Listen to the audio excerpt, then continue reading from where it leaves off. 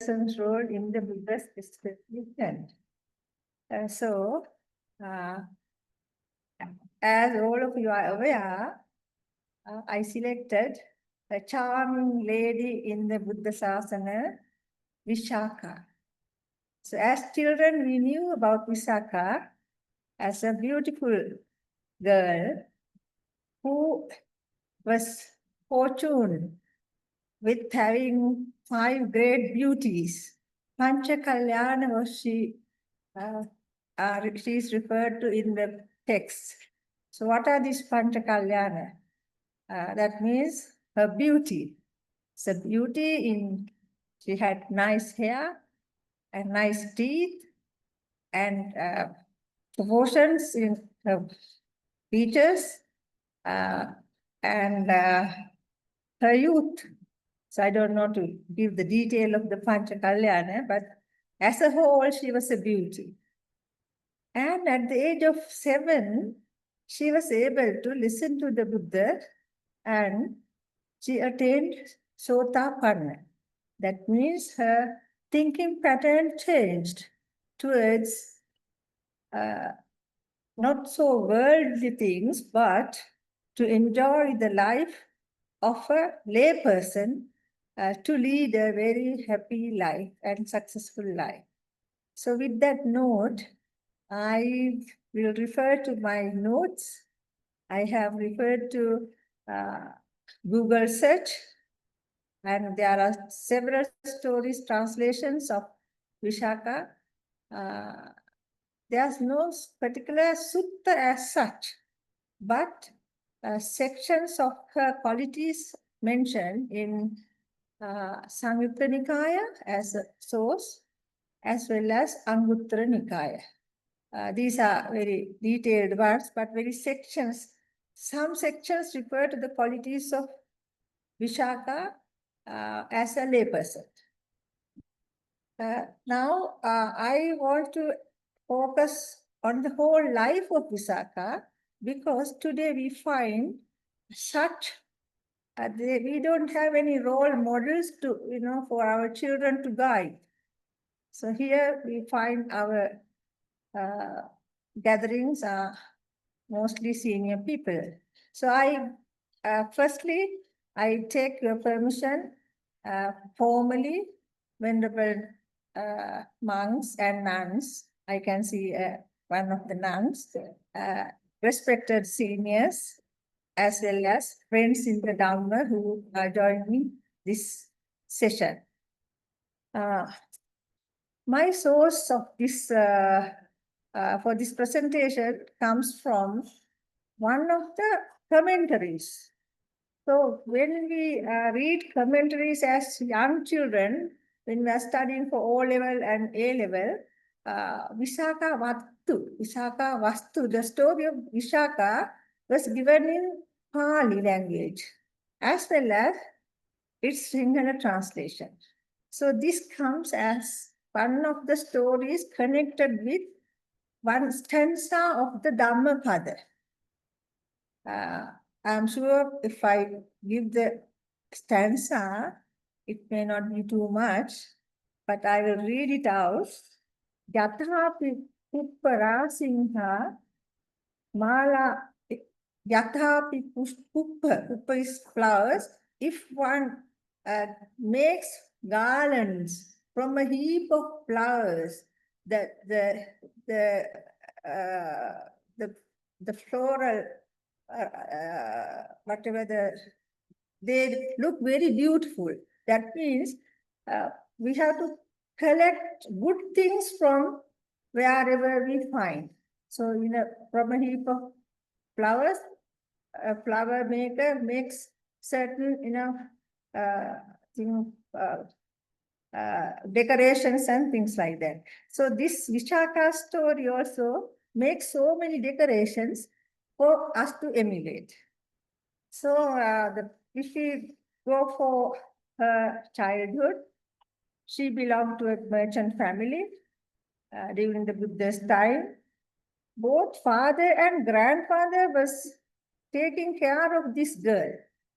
We don't hear many sisters or brothers were in her family, but her father and grandfather wanted her to be groomed within the Buddha's environment, meaning her virtues to be groomed according to the Buddha's teachings. At that time, there were many sects like Nigantas, other types. So perhaps these elders may have thought that she should have got the training under Buddhist values. So it is a good thing, and today's, I think it's something good for us to think as well.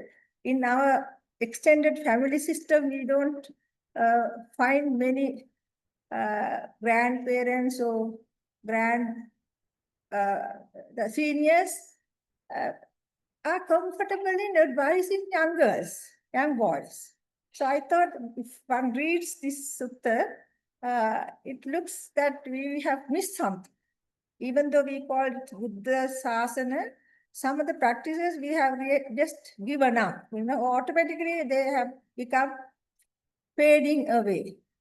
So, they invited the Buddha to home as usual, and rich people do that. They invited the Buddha for a meal with the purpose of learning from the Buddha what is good and what is bad. Mostly it's about the life of lay persons, day-to-day matters. So this girl had listened to the Buddha, and it says that she became Sotapanna. What is Sotapanna? Sotapanna is something you give a critical thinking of your conduct. One is that we read that there are three things: Sakkaya Ditti, Vicikiccha, Silabbata, Paragas. Sakkaya Ditti means hard-held views. So here also today we find our children are exposed to digital era and so many programs and YouTube, teasers, TikTok and all that. So their ideas become very complex rather. So, but Visakha was able to understand what is good and what is bad. Her virtues were developed, listening to the Buddha. Vicikiccha is again, she may have things to be cleared, not very clear of what to be done and what's to be not done and so forth. And Vicikiccha, Silabbata, Paramasa meaning rituals. And during that era, you find that in this Indian environment, you find many pujas and sacrifices and things like that. So this girl, when it comes to age of marriage, that means age of 16, parents were interested in finding a groom for her. Luckily, in adjoining kingdom or land or state, there was a merchant family as well. That family was headed by the Migara. He's also a treasurer. The Migara's son was in the age of marriage, so the parents wanted a bride to be found. But this son's name Punyavardhana, Purnavardhana or Punyavardhana. So he didn't want to get married. He didn't like. In order to prevent him getting married, so he said that if I find a beauty, Panchakalyana, I will only get married. So the father gave the marriage contract to a very learned two persons, and so Punyavardhana explained the characteristics or whatever in that 5 Panchakalyana. Her hair should be like this, her teeth like this, and her proportions like this, and she should be of a very prime age and so forth. So these two people went out and they came to that Dhananjaya is Visakha's father. So they came to that kingdom, and the Saketa is the town. At that time, there was a feast where the young girls come out of their house with their friends and associates and enjoy various things. So the marriage, the brokers were also happened to come to that particular place. So they had spotted Visakha was to be a very outstanding girl in the community. But they were not able to talk with her. But all of a sudden, there was a big rain. So when the rain occurs, these girls, Visakha and other girls, they ran in order to get to a shelter, but her friends ran into a particular hall where there is shelter. But Visakha didn't do like that. She maintained her usual walk and she was all wet and she happened to come to that particular place. And these two men also were at that time in that hall. So they noticed this girl looked very beautiful, but she is coming slowly and her clothes are wet and very, so they knew probably with the wet clothes, they may have been able to see through her shape and all that. And they were looking, oh, this must be the girl that uh, the sir or whatever, we were asked to find. Why not we just, examine too closely her beauties, because they want to see the overall beauty of the girl outside, not inside. So they said, okay, yes, she's good and she has those kalyanas, but except Danta kalyana. Danta is the teeth. So how can we make her talk? Because they discussed. Then they came closer to her and they talking to themselves, two of them, between them. They said, oh, so this girl is very funny. And all the other girls came into a shelter, but this girl got her all the nice clothes wet. How foolish this girl is. She heard it. And then she wanted to explain, no, I did the right thing and I am a young girl. I'm like a piece of product offered on sale. So I should be careful, protect myself. If I run, I would have fallen and broken my knee or something like that. If that happened, I may not have been able to find a buyer. So that is the worst. Somebody may be willing to take it. So these brokers were very happy about this answer. And they said that we saw the teeth of her. They wanted to see the teeth, but she gave a big explanation why she chose to walk slowly. And so then she wanted to meet Visakha's parents. And immediately they went to Visakha's parents and they said, Migar from Saketa, some place, Savatti and Kosala, these are the two places, maybe some far away from each other in terms of the distance. So the Dhananjaya agreed, if they like our daughter, we will come to agreement so that we can finalize. She is also in the marriageable age. So anyway, the marriage contract happened. And the second incident is that how she prepared for the wedding, her marriage, it's a wedding ceremony. So according to this, she made a plan, very meticulously laid out plan where all the people who are coming from the other land to their place to be treated individually. So which is very important, I think, in today's context. We go to weddings and sometimes we find about 100 people or even more, and some very hardly we may be able to, see that we are individually treated. But here, the concept at that time, each and every person who comes to the wedding should be treated respectfully. So she selected those who ride on horses, elephants, and in other whatever the vehicles or carts or whatever. So she took a particular attention to treat them. So everybody was very happy with the wedding, and she was taken to the Punyavardhana's house. So there, her then number two. Second thing I want to mention, when she wanted to go to this her new house, the in-laws house, she wanted to others to feel that she is part and parcel of this house.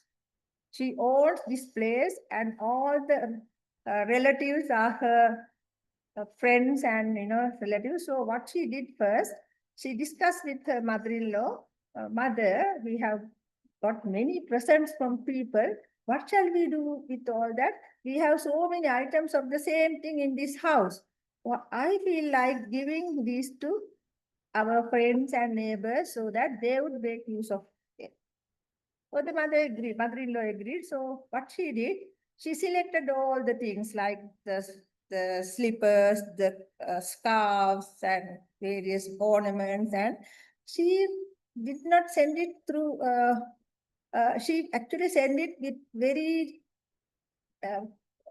hearty words. So this one is for you, my uncle, my dear uncle. So those are the wordings she used. Very palatable, very close to heart words. So we feel that because she attained a higher level of Sotapatti, she was able to penetrate into the mind of the other people. So as when she came, she was very much loved by the neighbors and all that. One day, but she found fault with the father-in-law.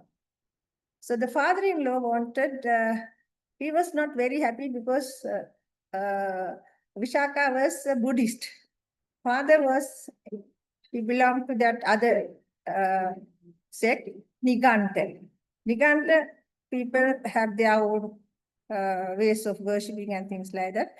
One day, this incident, I think all of us know that Nigara was having porridge or whatever, his breakfast outside in the veranda.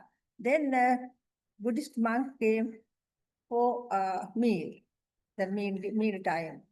Then Visakha saw that. Visakha wanted to offer something to this monk, but the father-in-law didn't pay any attention. So as a obedient girl, she didn't want to, disturb the father, but she just wanted to say the monk, the words are in Pali, my father is eating something stale, please go away. So the father heard these words, and he was so furious that he was eating something very special. I don't know, rich people always eat nice things. So father said, very bad, he said, what did you say? I am not eating something bad. I am eating this very special meal. What did you say? She was very angry. And actually she was so angry, didn't listen to Visakha because she was also Buddhist and Father Niganta. So he called for explanations from Visakha through his advisors. So he called advisors. And then advisors, because actually with Visakha, has a father sent some advisors thinking that if something might happen, these advisors would be able to resolve that problem. So Visakha was asked to go home, and she was abused, and most of the things had happened. But Visakha was very smart and didn't want to. She get ready to go back to her parents. But the advisors thought that now it is time for us to intervene, and they intervened and said that if there is a problem, we can help. We can ask for explanation and give the reasons why she behaved in that way. So then there was a list of faults according to Migara. So one by one, she explained, just like the way she explained that young girls should not run. If they run, they will be injured, and the injured good will not have much value in the market, that kind of thing. She also explained certain ways. I think I do not go into detail. One example I will say that one day she had gone out of the house during the middle of the night with her servants. So she said, we don't know. She used to go out in the night. We don't know what we are doing. Newly married woman should not do like that. We are suspicious of her, this kind of behavior. Then she explained saying, yes, I went out with my helpers. And why did I go out? There was a the female host, Maya, I guess. Am I right? Yeah. So she was she was giving birth to the little. She was giving birth, and she had difficulty, and she heard this, and she intervened immediately. She took whatever the things necessary, maybe warm water, warm oil, and things like that, and had gone and helped to deliver the baby easily. So she said yes. Then the advisor said, oh, she had gone and done a very important thing. So we will clear her of that charge. Like that, there have been several things. Finally, Migara became a follower of the Buddha. So she was a very much success story in today's context, because how did she do all that is the thing that is relevant for us to discuss today, not so much the story. Why she was so successful in her conduct. She followed the Buddha's teachings, 5 traits. These traits, I would say that Saddha, Sila, Sutta, Chaga, Panna. Saddha is actually amenability. Faith is the given word in the books, but I don't think it is the right word. So amenability to listen to others, that is what is called faith. Lending ear, without rejecting in the first place, Saddha.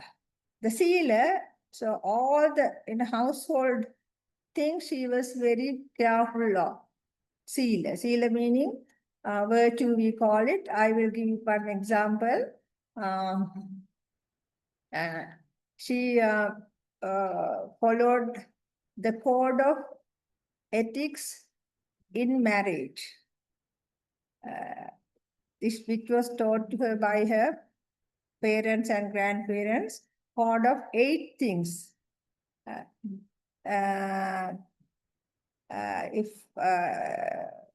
What are those 8 things? Called fires. We call it fires, 8 fires. She has to play with the in-laws very carefully. Now, she also faced certain problems with the father-in-law, and she was very careful. I will come and list out those fires later. So she was able to control the firing incidents very easily because of her patience, her ability to analyze situations, Saddha, Sila, Sutta. Chaga, meaning she was very courteous, and all that put together we call wisdom. But in the series of discussions, I heard that the teachings of wisdom had been discussed. But when it comes to the lay person, wisdom is the ability to manage your affairs without without having to make any disturbance to the environment. Environment meaning the family, the neighbors, or the other, whoever who comes into contact in the marriage life. So this is the story of Visakha. I would like to highlight as a model, role model to be emulated by the children, adolescents, as well as married people, plus people of like our age who are in their 60s and 70s and so forth. So, and when it comes to her contribution to the Buddha Sasana, we all know that she offered one of the big monasteries, Purvarama, to the Buddha, and she was offered title by the Buddha as one of the main women benefactors, that means benefactors offering the Purvarama to the Buddha, and still I think there are some remnants of the Purvarama monastery. If I focus a little bit on Dhamma, for lay people, there are four things to be kept in mind and apply in wherever possible. These four things ensure happiness to the lay people. So these are four things: Atti Sukha, Bhoga Sukha, Anana Sukha, Anavadha Sukha. So this Atti Sukha meaning you should have the means, enough means to live your life. Bhoga Sukha meaning you should be able, even some people have the wealth, but they are not able to consume them to the satisfaction of person as well as the others and the society. So Bhoga means ability to consume in the right way for the benefit of the others as well. Atti Sukha, Bhoga Sukha, Adana Sukha. Should not be indebted in whatever, in cash or in kind, or maybe in some things when you being so grateful, I think, also comes under Ananasukha. Sometimes when we get some help from somebody, we want to return something. So that means paying gratitude to them. Gratitude cannot be measured in terms of money, but it's reciprocation, you're doing something good for the other person as well. Anavajja Sukha, meaning living a life which may not be able to criticize by others in the society. But I think when we apply those four criteria in today's context, we find, I think, so many things we come across our digital world, YouTube, and so many other podcasts and various things. We find that society is boiling. It's so many things, not very palatable. But every time it's like, even when we read, when we see, we find, I think it gets ourselves polluted. So I think the Visakha story always tells something very, very pleasing, very ending. Its final result is very calming. So so that is the way that I think Buddha tells Anavajja Sukha. Anavajja meaning you are not doing anything fault. Atti Sukha, Bhoga Sukha, Anana Sukha, Anavajja Sukha is something that which we have to implant in our society somehow.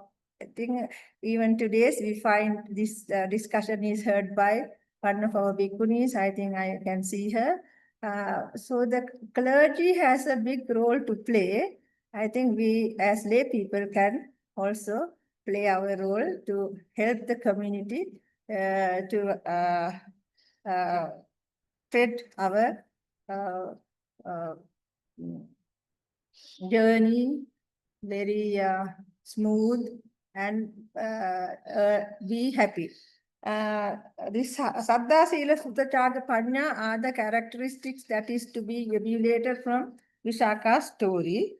I really wanted to say that Visakha was became a grandmother. So with the family, she was able to deliver 20 children.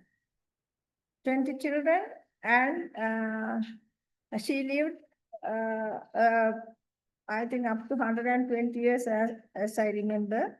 So all these things where we can actually think back and see whether our society can learn something from these, very important lay people. Right now, we mainly hear from the suttas very difficult things to understand. Maybe they are very important, but as lay people, we like to hear something very relevant, very closely relevant to our heart, very closer to our heart. So I think Visakha role model, if we can have a kind of, opportunity to talk, describe with children of the adolescents, especially. Now, even in schools, we find our school doesn't have any stories like that. Mostly stories of the monks we find. So I think maybe we can spread the word of mouth, and see that we can do something. As servants of the Buddha is 120 years old or even more. So they have done something very important, and today still we continue. So I think in my notes I find one more area, that is this fires. So today we all, I think, burn with fires. So in this story, there are 8 fires. Those 8 fires are mentioned in the sutta as the difficulties that a young woman who come across in the in-laws family. But when it applies to our situation, it may be that, we really have no any a code of ethics or code of practice. Code of practice is very important. What you should do and what you should not do. Young people find it very difficult to get on with new environments. They become very hostile, and I think their temperaments become untamed. So here, in Buddhist literature, I find these 8 fires as birth, aging, illness, death, loss of loved ones, loss of wealth, loss due to disasters, and loss of reputation. So, what do you think about these things? I think Visakha, how has she faced these situations? Birth, she was born into a rich family. She was able to get married at a very young age.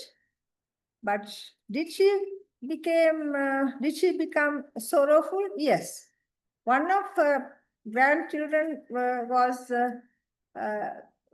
she found, she was very unhappy when this grandchild was dead, and she went to the Buddha.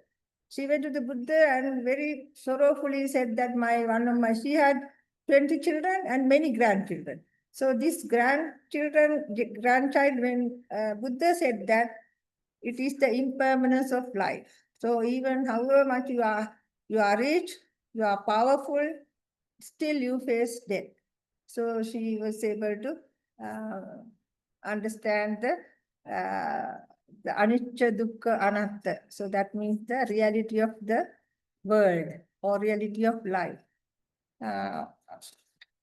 So with this, I thought I will stop here. I like to, as closing remark, I want to say that Visakha's life was full of ordinary duties, raising children, managing wealth, enduring sorrow, yet through Dhamma, she transformed her duties into spiritual path. Would you agree to that statement? Right. And She reminds us we do not need to be extraordinary to live wisely. So our theme is Panya, wisdom. So the Visakha's life is also full of correct decisions. She had made right decisions, decisions applicable to the particular situation. So when there are fires, we should be able to analyze and take the right course of action. So remember Visakha's example, choose patience over anger, generosity over clinging, respect over pride. I Googled actually, there are several versions of Visakha, which was translated into English as well. But I find that the commentaries are more pure. The commentaries maintain the tradition of analyzing specific terms and give explanation to a particular problem. So the fire is the word guinea. So 8 guineas. Guinea means you burn with those, your energy or your heart or whatever, and it is a big painful thing. So you have to, then if you know that it is so painful, then you try to avoid such situation. So that means preventive measures rather than finding answers, remedies. The Visakha was able to act not to put into trouble. So, so that is also one lesson that our young people could, add to their learning curve. So, wisdom, when I say wisdom, wisdom is wise living. Wise living. So I like to pause here and maybe give opportunity to raise some questions so that we may be able to have kind of a discussion from the, I think Zoom, some people, there are quite a few. Shyama De Silva, I think, do you like to? Okay. Ask any questions. Are there any questions from the audience? Audience in person or audience through Zoom? Zoom to put on the chat. Chat. Any? Zoom audience, please place any questions or comments on the chat box, please. That would help us. And from the hall, are there any questions? Yes, come. We have listened to the story of Visakha and how she achieved things. Can you come here because, come because the audience can't hear no Zoom.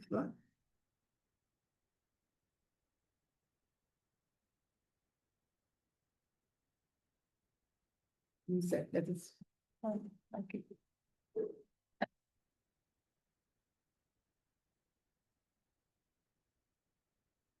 Thank you very much.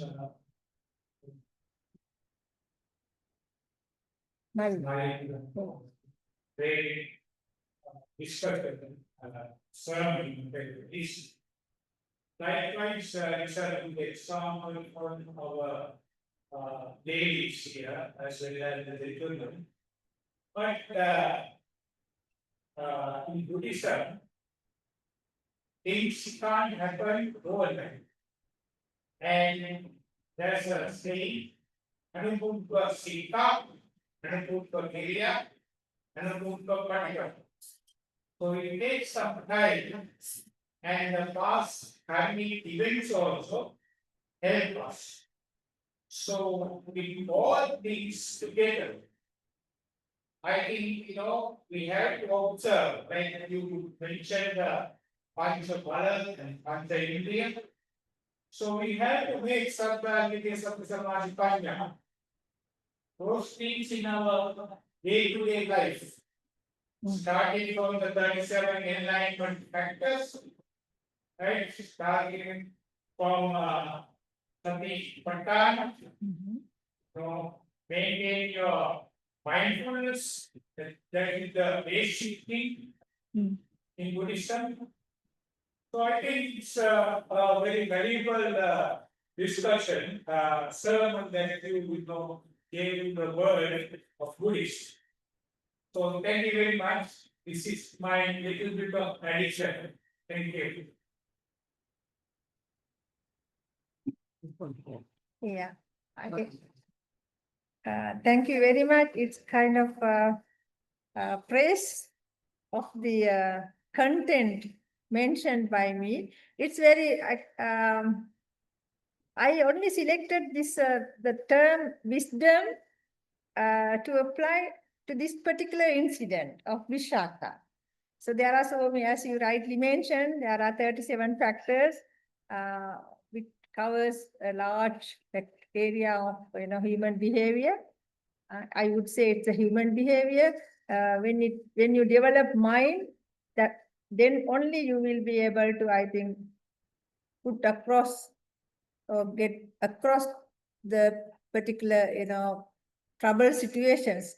Saddha, Virya, Sati, Samadhi, Prajna, all that are in the immatured situation. When you start meditating or when you start listening carefully and when you like Saddha, Sila, Sati, Sutta, Chaga, Prajna, Saddha, Sila, Sati, Samadhi, so those are higher levels of teachings mainly applicable to those who are those who renunciate and try to focus their mind on gaining a higher level of mental states, which are called jhana. But as lay people, I still think that our younger generation, during my childhood, I think we didn't have much, things in the environment to confuse us. But now we find, because of our digital development and the accessibility to media and from all the different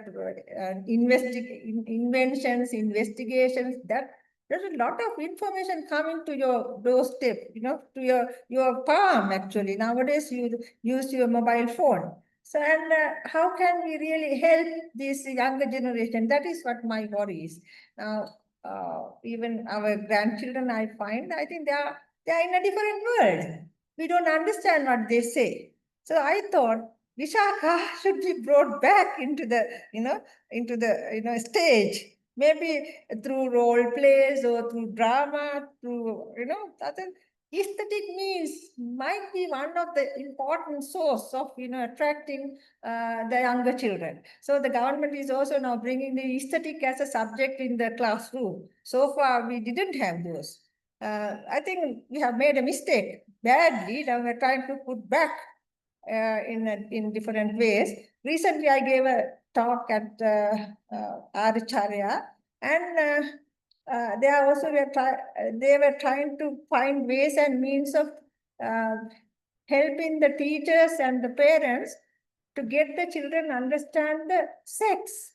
So sex education was introduced in 1996 through a very important textbook, which is called Yauvane Udam Yauvane. That means that this is your youthhood, and these are the physical changes happening in your body. So you have to be aware. But that book was not accepted by the schools. Teachers were shy to teach, and parents didn't make any comments. So now it is coming back, and I think probably you know that Professor Dayarohanath Korala and I was also there in that particular committee, and they are trying to circumvent this issue, the word sex, not to use it as sex, but relationships. So I gave I made some contribution saying relationships, it's a very good thing. the relationships, not only in the marriage, but in day-to-day relationships with friends, teachers, even with the environment. You relate even so in Buddhist teachings, you find so many areas where healthy relations, how those could be developed and maintained. So I think things are happening. So this kind of information will also be useful to prevent the future, I think, disasters, I would say, to prevent disasters happening, because people are the most treasure, Uttavattu Manusana. So children, so we all have to protect. Maybe this kind of discussion, hope that Not only for children, you spoke for others also. yes, yes, especially I'm referring to child grows as a adolescent as a youth. I think we know the decade analysis that in there also I explained the sex is not actually mentioned in that fashion in our literature. I think Madam Manori might know the in one of the sutras is Mata Pitu Sannipatito Hoti. So when the mother and the father becomes, then the childbirth can happen, but not only that. Mata Pitu Sannipatito Hoti, Mata Uttuni Hoti, the mother should be in the right time. Not only that, the third thing has to come in. That is Gandhabbo Pachupatito Hoti. This mentioned something more is there. I think what is the Person waiting to be. yeah. So so the Gandhabba means something which cannot be explained with physical terms. It is a force. It's through our vijnana or through our karma. So those are the deep things in Buddhism. Anyway, thank you very much for that, question raised. Yeah. Any other questions? So we have listened to the story of Visakha, and also we realized that though she was, I mean, an exceptionally at one end of the spectrum, so she was one of the great benefactors and preeminent in many ways and blessed in many ways, but she also has undergone lots of problems. Meeting with the death of a grandchild, she was accused of being out late at night, accused of having spoken out of turn and not correctly. When the father-in-law was not going to give any alms to the monk who came with his alms bowl, she said something. She used the word Purana, which had two meanings, I think. So that is what she had. What she meant was he hasn't. He is stingy because he hasn't got used to giving alms in the previous lives. But Purana also had a word like saying the food was stale and not good. So the father did not believe in that spirit. But she managed to convince that that is not what she said. So she was no doubt very intelligent and steered her way through various problems. She married into a family that was of another faith, so that also she worked out her way through. And she mentioned giving away the Mela Paladana and the way she, what her jewelry that had been given to her by her parents. He said that the wedding had been was postponed because they had not finished the jewelry. Craftsmen had got things ready. She sold all that and made a child there. And then after that, she was so happy and going around that there was rumor that she had gone off, she was on a little bit not quite mentally healthy, the way she was behaving, singing right into the night. But then there was that said that this was a long-standing karmic desire on the part over the century, over the previous life. So many lives she had been wanting to do this. So like that, as Indrajit also pointed out, they didn't come just by chance. Over samsara, she had been perfecting some of these characteristics. That is why she got all that. Yes. So any other questions? Because you wanted to focus on how lay people can Emulate, steer through yeah. problems. Yes. Any questions? Yes, Anujan. Well, or you can use this whichever. Thank you very much for talking about Visakha great lady. As a Visakian, I have to say that on the time we joined school, we were told about Visakha. And we were asked to emulate Visakha. And then a lot of aspects of Visakha virtually were sort of instilled into the children. And also the story of protecting Visakha, something that I understood from Visakha's story is that now, of course, her husband's people worship the Nigam, whereas she was a Buddhist. And then there was one occasion when the father-in-law wanted to do an alms in the Nigam. So Visakha helped in the preparation for cooking and in organizing everything. But when the Nigankars arrived, because they are totally naked, she refused to be in that same hall where the almsgiving was taking place. So she went to a different room and she didn't stay there when those people were there. And of course that was another thing that upset her. Anyway, the way that she helped in the preparation and all that, he pressed there. So then later she asked the father-in-law whether she could also bring an almsgiving to the Buddha and his disciples. And we got a greeting. So he was quite magnanimous from that community. So then she invited the Buddha to the in-law's house. And she gave an almsgiving. Then the in-law said, "We are not the parties. You can give the almsgiving. We will stay in a different room." So anyway, she prepared the almsgiving and she gave.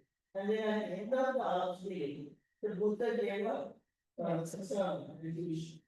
Then Vigar, the father-in-law, from the other room, he opened the door and he was listening to what the Buddha said.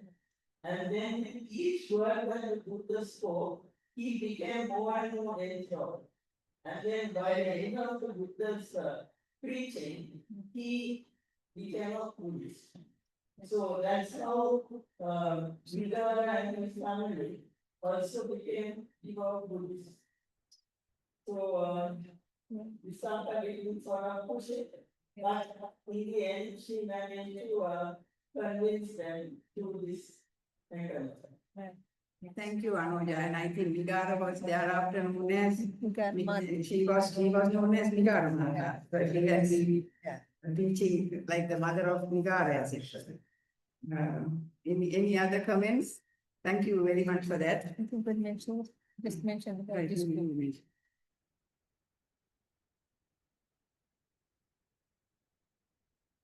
Yeah. May I say something? I just, when I started my studies as diploma holder, I did a survey on Visakha. And I said that this is Pancha Kalyana, but it was just a Pancha Kalyana, not physical beauty, but the qualities she groomed and she practiced were the Pancha Kalyana. So, and this actually Visakha principal, Mrs. Edusuriya, bought 1,000 copies of this and gave it to the library of Visakha school. So I am very grateful to for you reminding about Visakhian as well as Visakha. And so this is my first fiction. So I'm very proud that it's being taken by this audience. I think we can do some more discussions about Visakha's, go into her character. I was talking only superficially, but if the audience